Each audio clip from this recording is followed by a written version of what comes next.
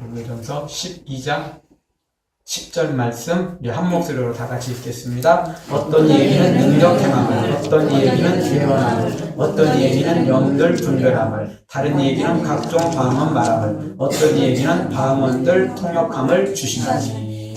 아멘. 예언이란 말은 우리 국어사전에 찾아보면 미래의 일을 예언하는, 말하는 것으로 규정하고 있습니다. 그러나 성경의 예언이란 하나님의 말씀을 직접 계시받아서 전하는 것을 가리킵니다. 그래서 세상의 예언하고는 조금 틀립니다. 세상에서 말하는 예언은 미래를 말하는, 미래의 일을 말하는 것이고, 성경의 예언은 하나님의 말씀을 받아서 말하는 걸 예언이라고 하는 것입니다. 예언하면 구약의 선지자들이 먼저 떠올리죠. 왜냐하면 구약의 선지자들은 다 하나님의 말씀을 받아서, 하나님의 계시를 받아서 전했기 때문에 예언이라고 말하는 것입니다. 때로는 경고와 저주를 말씀하셨고, 때로는 위로와 축복을 말씀하신 것이 구약 선지자들의 예언이라고 볼 수 있습니다. 그래서 오늘 성경 속에서 우리가 이 예언의 말씀, 예언의 은사 우리가 생각해 보는데, 먼저 이 예언이라는 것은 미래의 예언을 먼저 생각할 수 있습니다. 이 예언의 은사는 일단 미래를 예언하는 것, 이것도 포함되어 있죠. 주로 구약 선지자들에 의해서 나타납니다. 그런데 여기서 아주 중요한 거 하나가 있습니다. 그게 뭐냐면, 구약의 선지자들은 미래의 예언을 많이 했을까요? 아니면 현재의 그 악한 죄와 우상 숭배에 대하여 더 많은 예언을 많이 했을까요? 생각해 보십시오. 구약의 선지자들이 미래에 대한 예언을 많이 했을까요? 아니면 현재의 죄악이나 더러운 우상 숭배에 관한 예언을 더 많이 했을까요? 성경 한 번도 안 읽어보신 것처럼, 아니면 지금 고민이 굉장히 많은 것 같죠? 두말할 것도 없습니다. 구약의 선지자들이 미래에 대한 예언을 많이 했지만 미래의 예언은 조금밖에 안 되고, 대부분은 현재의 죄와 우상 숭배에 관한 예언을 많이 했습니다. 그러니까 구약의 선지자들이 미래에 관한 예언보다는 현재에 관한 예언을 많이 했다는 것입니다. 미래에 관한 일은 그렇게 생각만큼 많이 예언을 안 했어요. 그렇게 많이 안 했습니다. 그런데 왜 우리는 구약 선지자들은 다 미래의 예언을 했고, 자꾸 하나님의 계시를 받아서 다 미래에 관한 걸 예언했다라고 우리가 착각하죠? 그건 말 그대로 착각입니다. 여러분 제주도에 가보셨죠? 제주도에 가면 도깨비 도로가 있습니다. 분명히 내리막길인데 이상하게 거기에 자동차를 중립기어 놓으면 그게 반대로 가는 거예요. 빈병을 거기다 놔두면 반대로 가는 거예요. 그래서 너무너무 신기하죠? 저도 그 제주도 갔을 때 저도 실험을 했습니다. 왜? 너무 신기하잖아요. 너무 신기하잖아요. 근데 제주도에 그런 곳이 한 3곳 정도 된답니다. 근데 왜 그런 일이 벌어진지 아십니까? 실제 그런 일이, 실제 경사져서 그러는 게 아니고, 실제 우리 눈처럼 그렇게 보여서 가지고, 그게 착시 현상입니다. 주변 환경 때문에 착시 현상이 생기는 겁니다. 그래서 분명히 이렇게 기울어져서 이쪽으로 이렇게 기울어질 것 같은데, 그래서 무슨 물건을 놓으면 이쪽으로 내려올 것 같은데, 실제로 거기다 놓으면 반대로 내려가는 거예요. 그게 착시 현상이에요. 주변 환경 때문에 생기는 거예요. 만약 주변 환경을 다 없애버리거나, 주변 환경을 다 이렇게 천막으로 다 가려놨다, 이러면 제대로 보인답니다. 착시 현상이에요. 주변 때문에 그렇게 착시 현상이 생기는 거예요. 자, 구약의 예언도, 선지자들의 예언도 우리가 착시 현상이에요. 선지자들은 하나님의 말씀을 받아가지고 미래를 예언했다라는 착시 현상에 자꾸 빠지는 거예요. 수많은 예언의 말씀 중에 다른 예언의 말씀은 자꾸 건져내고, 어떤 것만 딱 걸립니까? 미래를 예언한 것에만 관심이 가요. 거기만 눈길이 가요. 그래가지고 구약의 선지자들은 다 미래를 예언했다라는 착시 현상에 우리가 빠지는 것입니다. 그 착시 현상 빠지면 안 됩니다. 오전에도 우리가 하나님의 말씀이 수없이 많지만, 무조건 예수님 믿으면 복 받고 성공하고 출세하고 이런 거에 사람이 더 관심이 많아지는 것처럼 똑같은 착시 현상입니다. 근데 정작 중요한, 부자는, 예수님이 말씀하신 것처럼 부자는 천국에 들어가기가 어찌나 어려운지, 낙타가 바늘기 통과하는 것보다도 더 어렵다는 말씀은 신경을 안 써요. 네, 신경을 안 써요. 그렇게 중요한 말씀 있는데도 불구하고 그거는 신경 안 쓰고 뭐만 신경 쓰죠? 예수님 믿으면 병 낫고 고침받고 부자 되고 성공하고 출세하고 이런 것들만 눈에 들어오는 거죠. 착시현상입니다. 우리는 균형을 잘 잡을 줄 알아야 돼요. 균형을 잡아야 되고 분별력을 가져야 되고, 예, 우리는 이 하나님의 말씀에 대하여 적절한 그런 말씀을 받을 줄 알아야 되는 것입니다. 선지자에 관한 것도 우리가 똑같습니다. 구약의 결정적인 것은 선지자들이 미래 예언보다는 현재의 그 죄와 우상에 대해 지적한 게 더 많다라는 것입니다. 그래서 예언이 꼭 미래에만 결정되어 있지 않다는 겁니다. 예언은 현재의 일을 말하는 것도 예언입니다. 왜? 다 그거 계시받아서 이야기한 거거든요. 말씀한 거거든요. 그리고 또 더 결정적인 게 하나 또 있습니다. 여러분, 구약의 예언의 모든 예언의 중심은 뭐죠? 구약의 모든 예언의 중심이 뭐냐고요? 예수님에 대한 예언이죠. 메시아가 올 거라는 예언이잖아요. 그거보다 더 중요한 예언이 어디 있습니까? 구약 성경을 단 한마디로 요약하자면 메시아가 오신다라는 것입니다. 아멘. 신약 성경을 단 한마디로 요약하자면 그 예언한 메시아가 오셨다라는 것입니다. 그리고 한 가지 더 추가시키자면 그 예수님이 다시 재림하여서 오셔서 세상을 심판할 거라는 겁니다. 요게 신구약의 중심 주제이고 핵심 예언입니다. 그래서 여기서 잊지 말아야 될 거, 구약의 모든 예언의 중심은 메시아에 있다는 것입니다. 개인적인 것에 있지 않고 구원하고 연결돼 있어요. 천국하고 연결돼 있다고요. 개개인하고 연결한 것은 몇 가지밖에 안 되고 그거조차도 구원하고 연결시킨 개인이지 절대 개인적인 것에 초점을 맞춘 성경은 단 한 구절도 없다는 것입니다. 모두가 다 구원하고 연결돼 있어요. 다 메시아하고 연결돼 있고요. 그런데 우리는 또 거기서 착시현상을 벌어지죠. 어떤 착시현상이죠? 개인적으로 예언한 몇 가지를 가지고 우리는 하나님은 나 개인에게 앞날에 무슨 일을 자꾸 알려주시기를 원하신다. 이런 착시현상이 또 생긴다는 것입니다. 거기에 속으면 안 됩니다. 절대 거기에 속으면 안 되죠. 요한복음 20장에 보면 예수님께서 부활하신 후에 베드로와 요한에 대해서 미래를 예언하십니다.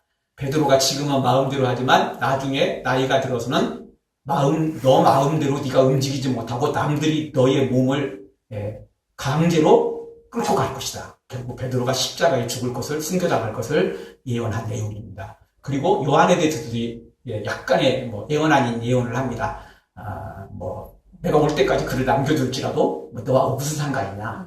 남 신경 쓰지 말고 네 일이나 잘해라. 예수님의 예언 중에 하나입니다. 근데 그 사실은 예언하는 예언이었습니다. 왜냐하면 실제 그 예언을 제자들은 다 오해를 했기 때문에 그렇습니다. 어쨌든 예수님도 베드로에게 예언을 했지만 개인적인 예언이 아니고 그것이 곧 교회와 구원과 초대교회 순교에 관한 제자들이 순교에 관한 그런 미래를 예언하는 거지 베드로의 앞날에 어떤 일이 벌어질 거라는 걸 가르쳐주기 위해서 한 건 아니에요. 그 예언은 베드로와 하여금 각오하고 순교의 각오를 하고 믿음으로 달려가라. 그런 의미가 있는 거지 다른 의미가 없습니다.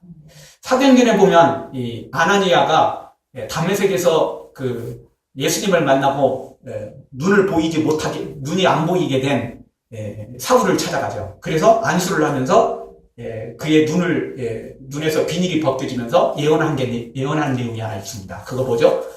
하나님께서 너를 이방인의 사도로 세우셨다라는 것입니다. 그것도 바울에게는 개인적인 예언이지만 뭐하고 연결돼 있어요? 구원하고 연결돼 있어요. 구원하고 연결돼 있다고요.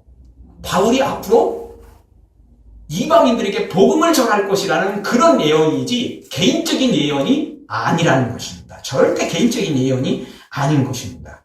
안디옥 교회가 선교사를 파송할 때도 바울과 바나바를 따로 세우라는 성령의 예언의 역사가 있었습니다. 그것도 개인적인 예언이 아니고 선교사를 이런 사람을 선교사로 파송하고 최초의 선교사 파송이잖아요. 교회가 파송하는 최초의 파송이죠. 그 전에는 이제 개인적으로 나가는 건데 이거는 교회가 파송하는 거니까 성령이 예언을 하셨는데 그것도 개인적인 예언이 아니고 구원에 관한 예언이었다는 것입니다. 그래서 성경 그 어느 예언도 개인적인 예언이 없다는 겁니다. 그 개인적인 예언이 있긴 있지만 그거는 구원하고 관계된 예언이지 절대 개인적인 그 예언이 아니라는 거예요. 개인은 개인인데 개인이 아니라는 것입니다. 그래서 우리가 이 예언을 오해하면 안 된다는 것입니다. 이런 이 개인적인 예언으로 오해를 해버리니까 자꾸 어떤 예언의 은사를 받은 사람을 찾아가가지고 뭐라고 말하죠? 우리 사업 잘 될까요? 우리 어떤 사업을 해야 될까요? 우리 애는 앞으로 뭘 해야, 어느 과를 정해야 될까요? 우리 애는 앞으로 어떻게 될까요? 꼭 이런 것만 물어요. 그럼 점쟁이하고 묻는 거가 뭔 차이가 있습니까? 점쟁이 찾아가는 거하고 무슨 차이가 있냐고요. 성경을 오해하시면 안 됩니다. 이 예언의 은사가 또 이게 아주 우리나라에 잘못된 아주 이단하고 또 아주 친척인 그런 은사 중에 하나이거든요. 네, 잘못하면 이단으로 가고 잘 사용하면 은혜가 되는 은사가 이 예언의 은사입니다. 예언의 은사는 예수님이 가장 핵심이고 메시아가 가장 핵심이고 구원하고 연결되어 있는 것이지 절대 개인 문제하고 연결되어 있는 게 아니라는 걸 일단 알아야 됩니다. 그러니까 점쟁이 찾아가도 누구 예언의 은사 받은 사람 찾아가가지고 이 사업 잘 될까요? 이 사업 할까요? 저 사업 할까요? 우리 애는 어떻게 될까요? 그런 거 묻지 마세요. 그런 거 묻지 마시라고요. 그거 성경이 절대 그런 걸 예언한 창세기부터 요한계시록까지 그렇게 예언한 것 한 구절도 없어요. 그것에 대해서 말씀한 구절이 한 구절도 없다니까요. 개인적으로 예언한 게 있긴 있는데 그건 다 뭐하고 연결돼 있어요? 구원하고 연결돼 있어요. 그래서 혹시 그런 은사가 있는 사람이 있다면 내가 어떻게 하면 주의 일을 더 열심히 할까요? 내가 어떻게 하면 주님의 구원 일에 동참할 수 있을까요? 물으려면 혹시 그런 걸 물으세요. 엉뚱한 거 같이 묻지 말고 점쟁이 찾아가는데 그렇게 하지 마시고요. 성경에 그런 예언은 없어요. 당연히 지금도 그런 예언은 있을 수 없는 거죠. 물론 하나님께서 왜 못하시겠어요? 하나님은 능치 못할 일이 없으니까 하실 수는 있어요. 그러나 그런 예언들은 부수적인 것이고 그런 예언들이 혹 있다손 치더라도 그것은 그냥 참고용일 뿐이지 계시도 아니고 성경도 아니라는 것입니다. 초점을 흐리면 안 됩니다. 하나님은 영혼구원에 초점이 맞춰져 있는데 우리는 자꾸 사업에 초점이 맞춰져 있고 자녀들의 앞날에 초점이 맞춰져 있고 내가 성공할 것인가 말 것인가 뭐 이런 거에 초점이 맞춰져 있다면 너무 주파수가 틀려도 너무 틀리잖아요. 하나님이 우리 아버지라고 말하면서 아버지하고 아들하고 한 집에 사는데 아버지하고 딸하고 한 집에 사는데 너무 차이가 나도 너무 차이 나잖아요. 관심이 너무 차이 나잖아요. 그러면 그거 좀 곤란하지 않아요? 남의 자식 같지 않아요? 네. 그거 하나님이 알곡과 가라지 구분해낼 때 잘못하면 그거 위험한 거 알고 계시죠? 그러다가는 교회 안에 들어있다고 그게 다 되는 거 아닙니다. 알곡과 가라지를 구분할 때 아주 위험한 겁니다. 왜? 하나님 안 닮고 있잖아요. 예수님 안 닮고 있잖아요. 우리 예수님은 구원에 관심이 있는데 우리는 물질에 관심이 있고 성공에 관심이 있다면 하나님하고 우리하고 비슷하지 않잖아요. 위험한 겁니다. 위험한 거. 그리고 우리가 여기서 또 하나 놓치지 말아야 될 건 설사 그런 예언이 맞다고 할지라도 그 예언이 이루어지는 데는 자동으로 이루어지는 건 없다라는 것입니다. 그래서 로마서 말씀 보면 우리에게 뭐라고 말씀해 주시냐면 예언의 은사를 받은 사람은 믿음의 분수대로 하라는 것입니다. 이 말이 두 가지 적용점을 가지고 있습니다. 예언을 받은 사람도 믿음의 분량대로 말을 해야 되고 또 그 예언을 받은 사람도 믿음의 분량 따라 받아야 됩니다. 참 어려운 말씀이긴 한데 왜 굳이 로마서 12장에서 6절에서 예언이면 믿음의 분수대로 하라고 우리에게 왜 말씀해 주셨느냐면 내가 받을 능력이 없으면 그 예언은 나에게 복이 아니고 독이 되는 겁니다. 그리고 또 나도 그걸 제대로 전달해 줄 수 없으면 복이 아니고 독이 될 수 있는 겁니다. 여러분 사도 바울이 천국에 갔다 왔다는 사실을 성경을 통해서 우리가 알게 되죠. 그런데 사도 바울이 성경에 그 천국에 갔다 온 사실을 천국을 보고 온 자세한 상황들을 성경에 기록해 놨습니까? 기록하지 않았습니까? 단 한마디도 기록하지 않았습니다. 천국을 보고 왔는데, 계시를 받았는데도 불구하고 성경에 기록을 안 해놨어요. 왜 안 했을까요? 안 봤으면 모르는데, 봐놓고 왜 안 했을까요? 한마디로 하나님이 기록하지 말라고 했으니까 안 하는 거죠. 그렇죠? 그러면 왜 하나님은 안 보여줬으면 몰라도 보여줘놓고 왜 성경에 기록하지 말라고 했을까요? 당연히 우리에게 도움이 안 될 거니까. 우리에게 도움이 안 되니까 기록 안 한 거예요. 바울에게는 보여줘놓고 바울에게는 필요하니까 보여줬어요. 그런데 그거 우리에게는 도움이 안 될 것 같으니까 성경에 기록을 안 해버렸어요. 그리고 우리에게는 안 알려져 버린 거예요. 뻔한 거죠. 바울이 그걸 기록해놨으면 지금도 천국 갔다 왔다는 사람들이 수없이 성경하고 동일하게 그 말씀을 동일하게 취급을 했을 겁니다. 주님은 뻔히 알고 계셔가지고 그런 일이 지금도 똑같이 벌어질 걸 알고 동일하게 취급되는 걸 성경하고 지금 나오는 환상하고 이 계시하고 이 환상하고 동일하게 취급되는 걸 하나님이 원치 않으셨던 것입니다. 성경은 성경이고 환상은 환상이에요. 하나님의 계시받은 거하고 환상하고 똑같이 아니에요. 절대 똑같지 않아요. 틀려요. 계시는 하나님의 말씀이고 환상은 개인적인 거예요. 환상은 성경에 들어올 수가 없어요. 꿈을 봐도 성경에 들어올 수 없고요. 하나님의 음성을 들어도 그거 성경은 아니에요. 그냥 개인적인 경험이에요. 개인적인 체험이에요. 그런데 성경은 하나님의 말씀이에요. 100% 누구에게나 다 적용되는, 개인적이 아니고 모두에게 적용되는 말씀이라는 것입니다. 그래서 우리가 이걸 잘 알아야 돼요. 그런 말씀이 있습니다. 제자는 태어나는 게 아니고 훈련되어진다는 말씀이 있습니다. 제자는 태어나는 게 아니에요. 훈련되어져요. 예언을 받았더라도, 자, 다윗이 15살에 기름 부음을 받았습니다. 예언을 받은 거나 똑같은 거죠. 그렇죠? 예언 받았어요. 15살에 기름 부음을 받았어요. 네가 앞으로 왕이 될 것이다. 근데 문제는 몇 년 후에 왕이 될 거라는 말도 없고 당장 내일 될 것인지 모레 될 것인지가 없어요. 그리고는 그냥 무조건 그걸로 끝나버려요. 상황은. 그리고 실제 다윗이 왕이 될 때는 언제 되죠? 15년 후에 30살에 왕이 됩니다. 그 사이에 다윗은 어떻게 되죠? 그 기름 부음 받았다는 이유 하나로 사울에게 얼마나 많은 고난을 겪는지 이루 말할 수 없어요. 그 사건이 없었으면 사울에게 그렇게 쫓겨다닐 이유가 없어요. 그 사건이 없었으면 다윗이 그렇게 떠돌이 생활을 할 필요가 없어요. 그 사건이 없었으면 다윗이 그렇게 쫓겨다닐 이유가 없어요. 그것 때문에 그렇게 고난받았던 거예요. 그것 때문에. 그러니까 하나님의 예언이 임했다고 다 좋은 것만은 아니에요. 하나님의 예언이 미리 임한 건 그건 훈련의 의미가 있어요. 고생길이 환히 열린 거나 다름없어요. 근데 분명한 건 비록 그 고생은 고생이긴 하지만 고생 후에 하나님이 나를 높이 들어 사용하실 거라는 비전이 있어요. 고생하지만 고생으로 끝나는 게 아니고 훈련받고 난 다음에 하나님이 나를 사용하실 거라는 비전과 꿈이 있는 거죠. 그러니까 걱정할 건 없죠. 그런 게 없어서 걱정이지 요셉도 개인적인 꿈을 꾸잖아요. 근데 그게 개인적인 꿈이 아니죠. 이스라엘을 구원시키는 꿈이에요.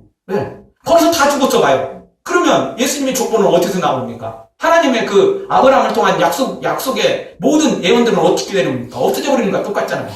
그러니까 요셉도 꿈을 꿨지만 예언을 받은 거나 다름없지만 개인적인 예언이 아니고 민족을 구원시키고 이스라엘을 구원시키고 하나님의 나라를 구원시키는 구원해 나가는, 확장시켜 나가는 그 비전이고 꿈이었고 예언이었다는 것입니다. 오늘 다시 한번 우리가 예언의 은사가 있는 건 사실이지만 자꾸 미래에 초점을 맞추지 마시고 개인적인 것에 초점을 맞추지 마시고 예수님께 초점을 맞추고 구원에 초점을 맞추고 하나님의 나라의 확장에 초점을 맞추어서 이 예언의 은사를 우리가 사용하고 또 그렇게 헌신해 나가는 우리가 되어지기를 주의 이름으로 축원합니다. 두 번째 우리가 생각할 수 있는 것은 두 번째 예언의 은사는 설교를 통해서 나타납니다. 설교를 통해서. 자, 구약에는 하나님의 계시가 선지자들을 통해 내려왔죠. 물론 거짓 선지자들도 있어서 가짜 예언도 있긴 있었지만 그 가짜 예언은 이제 일단 우리가 예언이 아니라고 치고 진짜 예언만 친다면 이제 신약에 와서는 어떻게 됐죠? 사도 시대로 계시는 끝났습니다. 그 이야기는 예수님 시대로 계시가 끝났다는 이야기와 똑같습니다. 예수님 시대로 계시가 끝났는데 예수님이 성경을 직접 기록한 게 아니고 제자들을 통해서 기록했기 때문에 사도 시대까지 계시가 임했다고 볼 수 있는 겁니다. 근데 그거는 예수님 시대에 이미 계시가 끝난 거예요. 다만 예수님이 사도들을 통해서 성경을 쓰도록 했던 거죠. 그래서 이제 계시가 거기서 끝난 겁니다. 계시가 거기서 끝났어요. 계시 끝났어요? 히브리서 말씀 정확히 우리에게 가르쳐 줍니다. 히브리서 1장 2절은 1장 1절 2절은 옛적에 선지자로 여러 부분과 여러 모양으로 우리 조상들에게 말씀하신 하나님이 구약에는 여러 모양으로 계시와 환상과 꿈과 이런 것들을 예언했다는 거죠. 근데 신약에는 어떻게 했죠? 마지막 날에 이 모든 마지막 날에 아들로 우리에게 말씀하셨으니 예수님을 통해서 계시를 끝내버렸다라는 것입니다. 그래서 이제 신약에는 더 이상 계시가 없습니다. 이제는 계시 없어요. 어떤 사람이 환상을 보고 꿈을 꾸고 별스러운 일을 다 해도 요한계시록 그 뒤에다 추가시킬 수는 성경은 없습니다. 그런 계시는 없어요. 끝났으니까. 개인적인 환상, 개인적인 음성, 개인적인 꿈, 개인적인 어떤 것은 체험할 수 있어요. 근데 그거는 성경으로는 못 들어와요.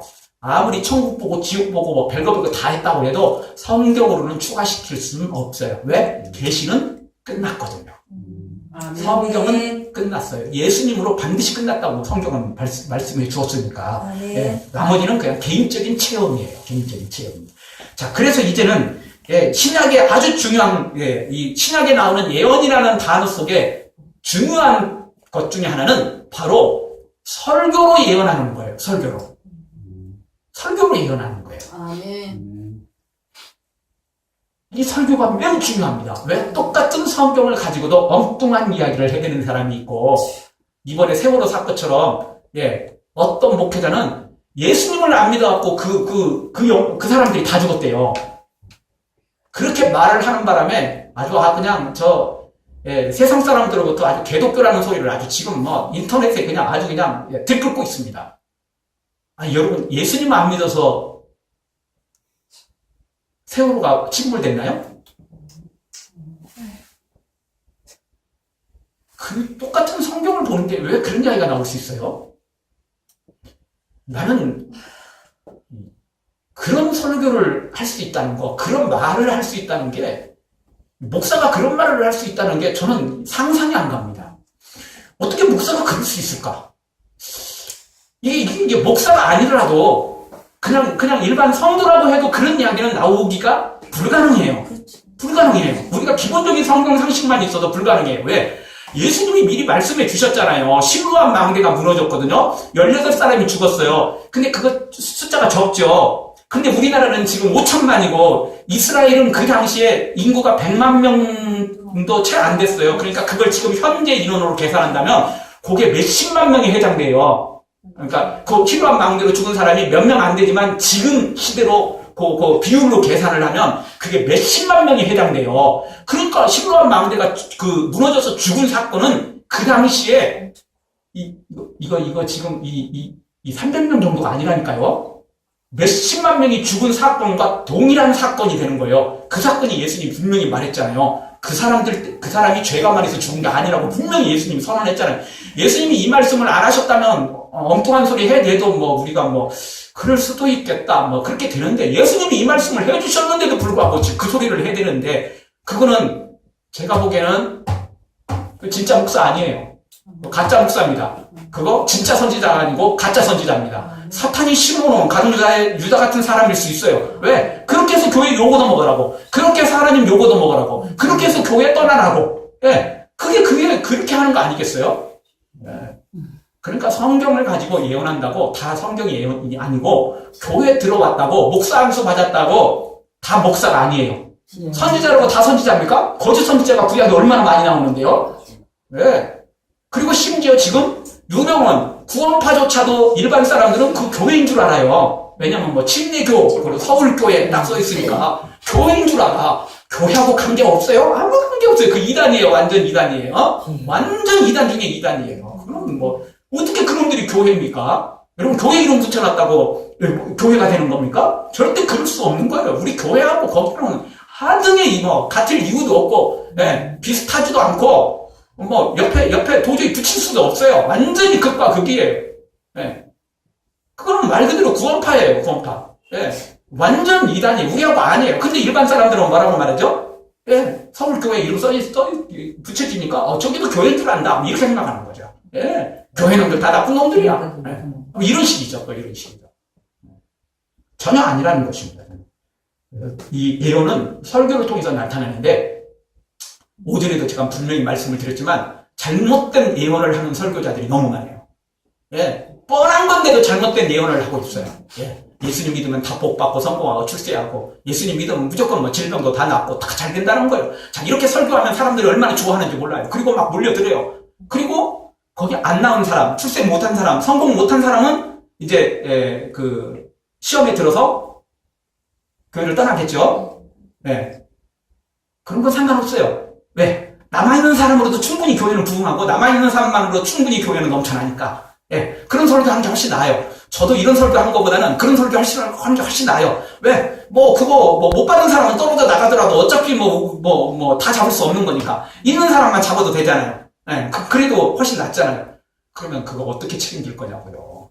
그렇게 해서 어떻게 책임질 거냐고. 오전에도 제가 말씀드렸지만, 그렇게 잘못 가르쳐 놓으니까 내가 고통당하면, 내가 어려운 일을 당하면, 하나님은 살아계시지 않는가 봐. 하나님은 나를 사랑하지 않는가 봐. 잘못 배우니까 잘못 우리가 생각하게 되고, 잘못 우리가 회의에 빠지고, 시험에 빠지고, 고민하게 되고, 거기다 사탄이 한번 잘못만 건드려 놓으면, 우리가, 비실비실 거린다는 거예요. 비틀거린다는 거예요. 신앙 지키기도 어렵다는 거예요. 잘못 가르쳐줘서 그래요. 잘못된 예언자들 때문에 그러는 거예요. 잘못된 목회자들 때문에 잘못된 예언을 하는 바람에 그렇게 된 거예요.